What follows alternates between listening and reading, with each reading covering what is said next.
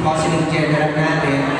At pagkatapos po na yung taon, bumabalik po ako dito sa Pilipinas para po mag-serve sa home office ng 2 hanggang 3 taon. So, tinapos ko po yung aking tour of duty sa Philippine Consulate General natin ng Mayo. Kaya po narito ako, kalibir at in 2026-2027. Nung nag-reach out po sa akin ng aking presidente po ng Batch 82 na si Lily, kung pwede po akong makagalo dito sa Galatilumpay po kami, hindi po ako nagdalawang isip na pumunta po dito kahit po nasa malayo-layo ako ng Quezon City, pumunta po ako dito para makasama po kayong lahat.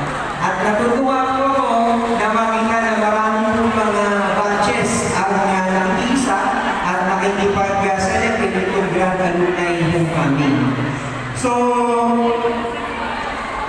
papunta ko dito, inisip ko ano ba yung mga sasabihin ko. Una, syempre, kailangan ko magpasalamat and I think I can speak on behalf of all the alumni of Taguig Elementary School at ngayon po, Taguig Integrated School.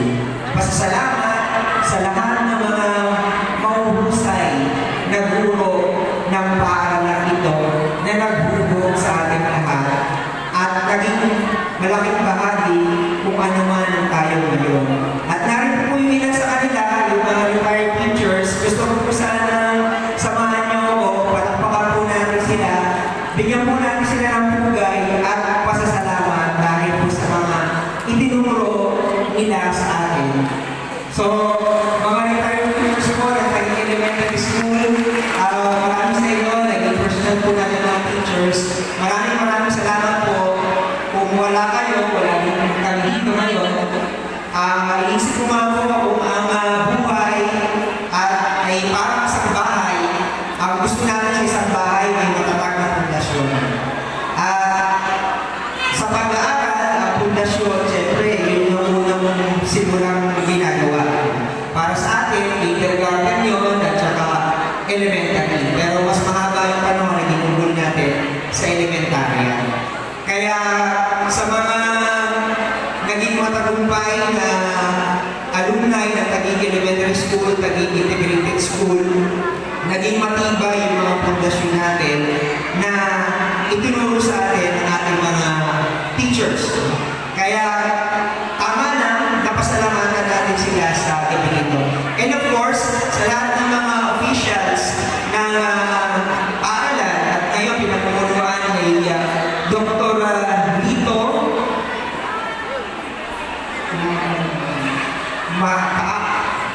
Dr. Lito Mataakay, nandito ko siya kanina.